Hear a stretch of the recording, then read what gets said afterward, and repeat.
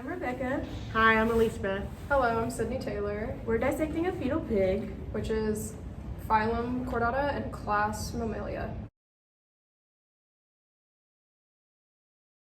Okay, so here we have the umbilical cord. This is used while the fetus is still inside the mother to transport oxygen-rich and nutrient-rich blood from the mother to the fetus, and to also take out metabolic wastes and carbon dioxide that the fetus produces, so the mother can excrete them or get rid of them in some way. For the pig, the integumentary system, we have the skin that basically covers the entire body, and then we also have hair, which you can see there's a little bit on the face, mostly around the eyes and the nose. The skin is meant to keep it warm and for microbial protection. Okay, here for the integumentary system, we have this outer layer, which is the outer epidermis that arose from the ectodermal layer of the blastula. And then here on the inside, we have the inner dermis, which is derived from the mesodermal tissue of the blastula. So we have two layers of the integumentary system.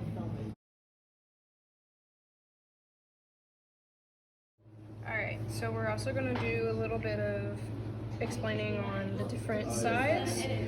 Back end is the posterior, where the anus and the back legs are, and the anterior is the mouth and the head.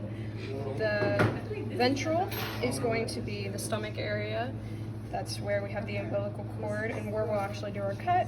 And the last is the ventral, which is its spinal area, spinal cord, and it's technically its back. So now we're discussing the respiratory system, which helps with gas exchange inside the body.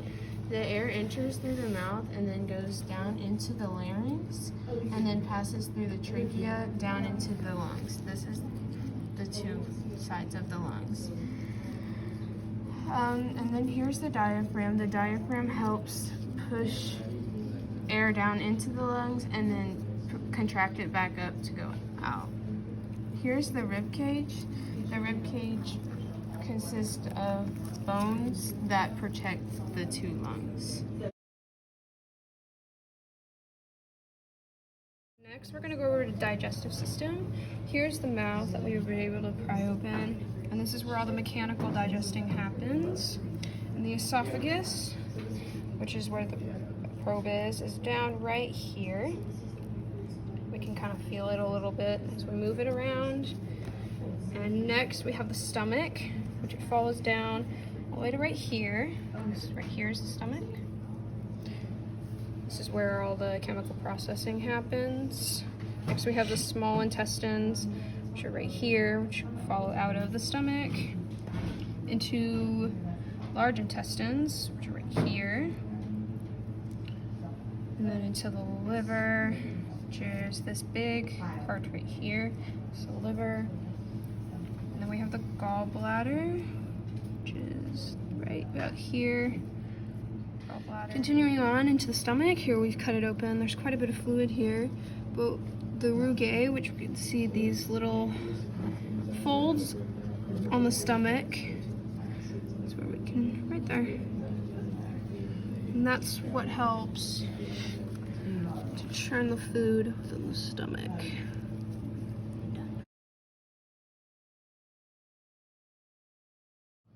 Alright, so now we're going to talk about the excretory system, and right here we have the kidneys, right there, and then here are the uterine horns, which is connected to the uterus, right about up in here, and this right here is the bladder, it runs down into the urethra, which is right here, and the genitalia.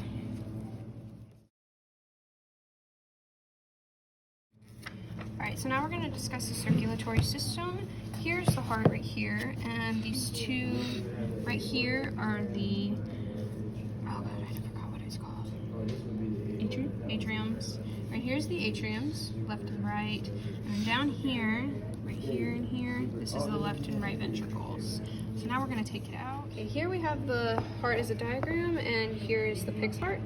And when we open this up, we can see how the two ventricles and the atriums back up in there. And right about here, there's a little bit of a kind of a tube-ish hole, and that's the foramen oval.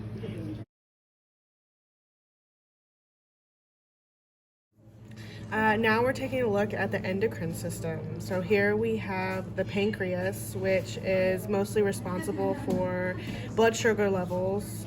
And then here we have the spleen as well, and this houses red and white blood cells.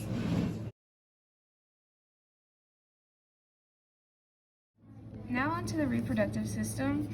We have these uterine horns which connect to the ovaries, which are right here. The ovaries are a little immature because this is a fetal pig.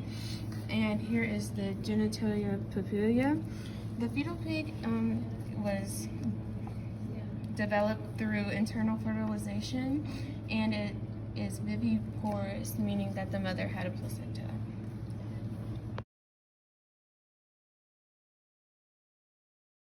Okay, finally onto the nervous system. Here we have the brain, which connects to other sensory organs to help the pig with its senses. Okay. Now here we have a diagram of a brain, and this light yellow color right here is the forebrain, which contains the cerebrum, which is used for learning, memory, sleep, and reasoning.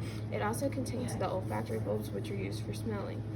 Here we have the hindbrain. The cream color represents the medulla oblongata, which is used for involuntary activities such as blood circulation, breathing, and digestion. And here we have the cerebellum, which is used for motor activities such as balance and depth perception.